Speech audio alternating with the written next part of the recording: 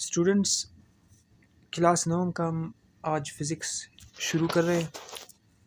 तो सबसे पहले हम फ़िज़िक्स का डेफिनेशन पढ़ेंगे और फ़िज़िक्स के डेफिनेशन पढ़ने से पहले आप समझेंगे कि मैटर क्या है और एनर्जी क्या है, क्योंकि फ़िज़िक्स के डेफिनेशन में आपको मैटर और एनर्जी मिलता है।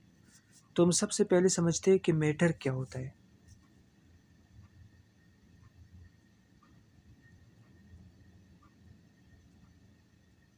ठीक है, मैटर। अब देखिए, मैटर उन तमाम चीज़ों को कहते हैं जो कुछ जगह घेरते हैं और वज़न रखते हैं। कोई भी चीज़ जो जगह घेरता हो और वज़न रखता हो तो उसको हम कहते हैं मैटर। मिसाल के तौर पर ये मेरे पास कोई गेंद है जो ज़मीन पर रखा हुआ है। ये कोई गेंद है, इट इज़ अ बॉल। ये ज़मीन पे रखा हुआ है। देखिए, इस गेंद ने, इस बॉल ने कुछ जगह घेरा हुआ है, ज़मीन पर इसने कुछ जगह घेरा हुआ है। ठीक है। और दूसरी बात, अगर हम चेक करें तो इसका कुछ ना कुछ वज़न भी होगा। इसने जगह भी घेरा हुआ है और इसका कुछ ना कुछ वज़न भी होता है। ठीक है। तो हम कहते हैं कि ये जो गेंद है ये एक मैटर है। इसके अलावा इसके बहुत सारे एग्जाम्पल हैं। ठीक है। तो ऐसे तमाम चीज़ें जो जगह घेरते हैं और वज़न रखते हैं उसको हम कहते हैं मैटर। ठीक है। तो यहाँ पर हम इसका डेफिनेशन लिखते हैं।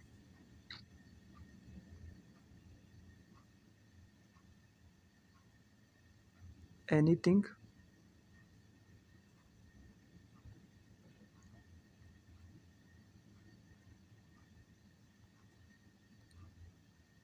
which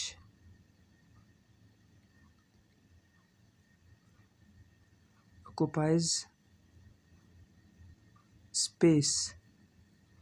ठीक है। ऑक्यूपाई का मतलब घेरना।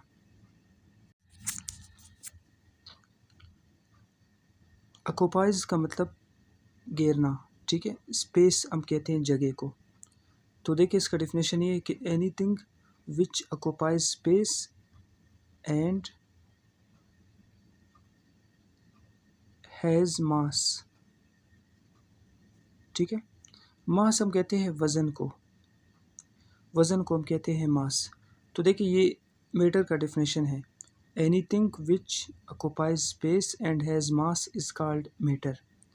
वो तमाम चीज़ें जो कुछ जगह घेरते हैं और जिनका कुछ वज़न होता है, उन तमाम चीज़ों को हम कहते हैं कि ये मैटर है। जिस तरह एग्जांपल मैंने कहा था कि एक गेंद जो ज़मीन पर कुछ जगह घेरता है और इसका कुछ न कुछ वज़न भी होता है, तो इस गेंद को हम कहते हैं मैटर। अच्छा, इसको नोट करें, मैं नेक्स्ट पेज पर जा रहा हूँ। अच्छा, मैटर की एक और एग्जांपल हम ले लेते हैं। जिस तरह देखें, आपकी क्लासरूम में जो चेयर है, चेयर, देखिए, चेयर भी एक ख़ास जगह घेरता है। ठीक है।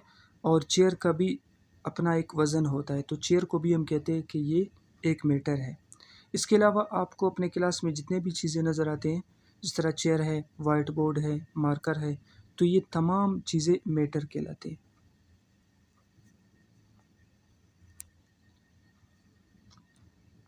ओके, यहाँ तक समझ आया आप लोगों को?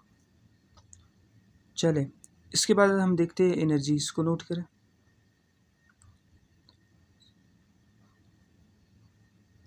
Energy,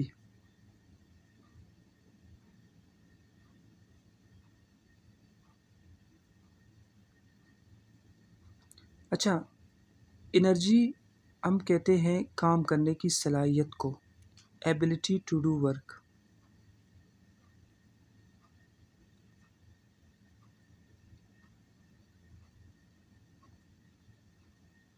ability to do work. ठीक है। काम करने की सलाहियत को हम एनर्जी कहते हैं। देखिए, थोड़ा इसको मैं एक्सप्लेन करता हूँ। एबिलिटी का मतलब होता है सलाहियत, वर्क हम कहते हैं काम को। फिज़िक्स में काम करने की सलाहियत को हम कहते हैं एनर्जी। अच्छा, थोड़ा सा हम इसको एक्सप्लेन कर लेते हैं। देखो, कोई भी चीज़ जो काम कर सकता है, हम कहते हैं उसके पास एनर्जी है। कोई भी चीज़ जो वर्क कर सकता हो, काम कर सकता हो, तो हम कहते हैं कि उस चीज़ के पास एनर्जी है। ठीक है।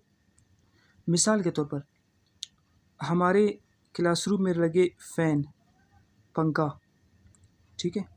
पंखा जब चलता है तो इसका ये मतलब है कि पंखा काम कर रहा है। ठीक है।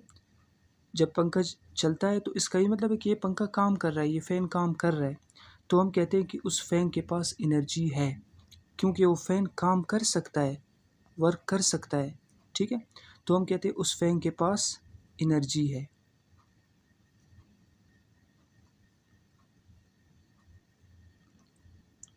ओके।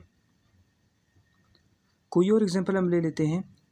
जिस तरह कोई भी गेंद है जिसको हम फेंकते हैं, जब हम किसी गेंद को फेंकते हैं तो गेंद काम कर सकता है, वर्क कर सकता है।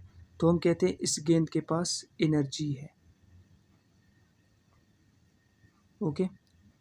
तो वर्क, तो जो एनर्जी है, एनर्जी हम कहते हैं काम करने की सलाहियत हो। कोई भी चीज़ जो काम कर सकता हो, जिसमें काम करने की सलाहियत हो, तो हम कहते हैं उसके पास एनर्जी है। ओके। तो ये मैटर और एनर्जी हो गया। इसके बाद हम फिज़िक्स का डेफिनेशन देखते हैं।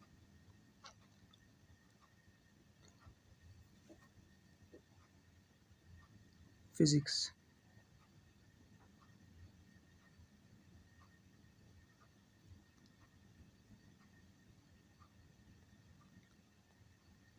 देखिए फिज़िक्स का हम डेफिनेशन देखेंगे। फिज़िक्स साइंस का एक ब्रांच है। तो आप ये लिखेंगे, it is a branch of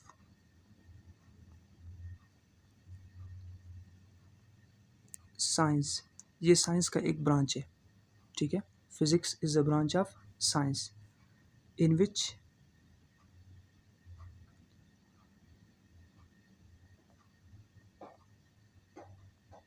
ठीक है, इन विच का मतलब होता है जिसमें, इन विच वी स्टडी, हम पढ़ते हैं अबाउट मैटर,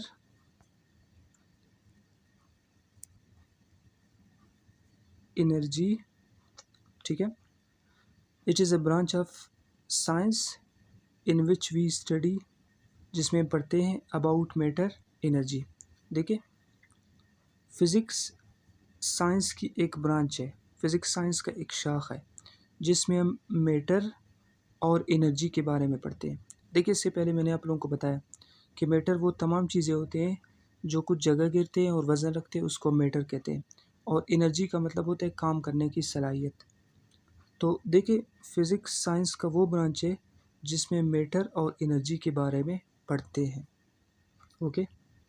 पूरे फिज़िक्स में हम लोग मैटर और एनर्जी के बारे में स्टडी कर लेते हैं। अच्छा, ये डिफिनेशन थोड़ा सा और भी है, नेक्स्ट पेज पर मैं लिखता हूँ, एंड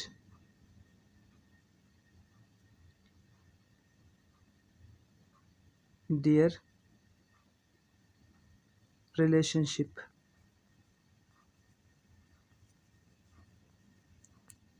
ठीक है। फिज़िक्स साइंस की वो ब्रांच है जिसमें मैटर और एनर्जी के बारे में पढ़ते हैं, और हम मैटर और एनर्जी के रिलेशन के बारे में भी पढ़ते हैं। ठीक है। रिलेशन हम कहते हैं ताल्लुक़ को, रिलेशन हम कहते हैं ताल्लुक़ को। इसका ये मतलब है कि एनर्जी का मैटर के साथ क्या ताल्लुक़ है और मैटर का एनर्जी के साथ क्या ताल्लुक़ है। देखिए मैंने आपको कहा कि फ़िज़िक्स में हम एनर्जी और मैटर के बारे में पढ़ते हैं। ओके।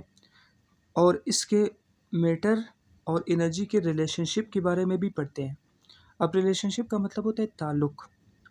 इसका मतलब ये होता है, देखिए इसका मतलब ये होता है, मैटर और एनर्जी के रिलेशनशिप का मतलब ये होता है कि मैटर एनर्जी में चेंज हो सकता है और एनर्जी फिर से मैटर में चेंज हो सकता है। इसको हम कहते हैं रिलेशनशिप। ओके। कि मैटर हमेशा एनर्जी में चेंज हो सकता है और एनर्जी हमेशा मैटर में चेंज हो सकता है। तो इसको हम कहते हैं रिलेशनशिप। तो फिज़िक्स साइंस की वो ब्रांच है जिसमें मैटर और एनर्जी के बारे में पढ़ते हैं और साथ में हम ये भी पढ़ते हैं कि मैटर का एनर्जी के साथ क्या ताल्लुक़ है और एनर्जी का मैटर के साथ क्या ताल्लुक़ है। इसको हम कहते हैं relationship between the energy and matter. Okay, तो ये फिज़िक्स का डेफिनेशन था। उम्मीद है आपको समझ आया है। अगर किसी भी स्टूडेंट को कोई क्वेश्चन करना है तो वो मुझसे कमेंट में पूछ सकता है। ओके, आज के लिए यहाँ तक। Okay, good bye.